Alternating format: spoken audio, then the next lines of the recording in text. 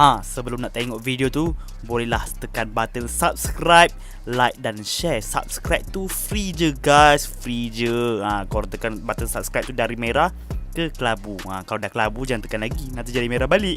Okey, tu je lah. Jom tengok video.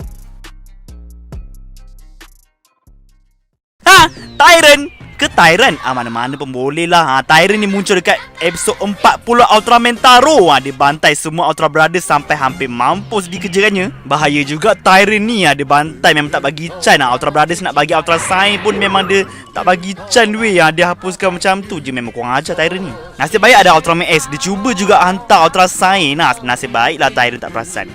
Memang epic juga episod dia. So figure kat tangan aku ni adalah figure Sofubi 6.5 inci. Detail dia pun boleh tahan kat bahagian belakang, kat bahagian muka dia, kat bahagian kaki dia Bandai China 2008.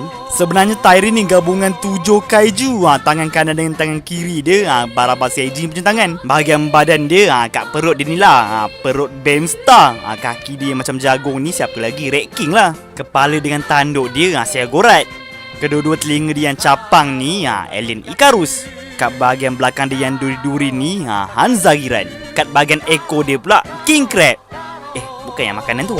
Nanti ada yang tanya pula, ada ke mainan-mainan kaiju yang tadi tu? Mestilah ada ni. Baraba Seijin dari siri Ultraman Ace. Figure ni agak vintage sebab tu colour dia macam ni.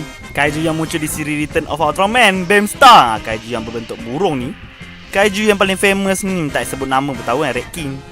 Kaiju ni kurang dikenali. Nama dia Seagorat. Dari siri Return of Ultraman Jet lah. Telinga capang ni Alien Icarus dari seri Ultra 7. Bahagian belakang yang tajam-tajam tu kaiju ni lah Hanzagiran. Tapi saiz 65 inci tak ada 55. Boleh lah dari tak ada. Dan bahagian ekor dia King Crab. Pelik betul, banyak lagi nama kat dalam dunia ni. Kenapa letak nama King Crab? Tak macam ketam pun. Okey, itu je lah review aku untuk kali ni. Review kaiju Tyrant dari siri Ultraman Taro. Kaiju yang banyak juga gabungan-gabungan dia. 7 gabungan kaiju dari siri Ultraman yang lain. Maaf kalau penyampaian aku kurang memuaskan sebab tak banyak idea lah. Okey, bye.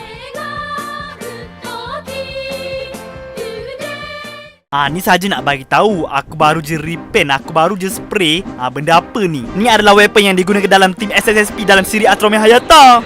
Asalnya aku dapat kat event je, kali dia buruk. Ni aku spray dicuncun, bagi ada kali hitam ni, bagi lawa yang kali hitam ni aku bagi lagi hitam lagi kali silver. Ni kalau merah asalnya tapi aku spray jadi kali silver. Boleh lah buat rasa-rasa, buat display pun cun lah. Okey, tu je lah. Bye.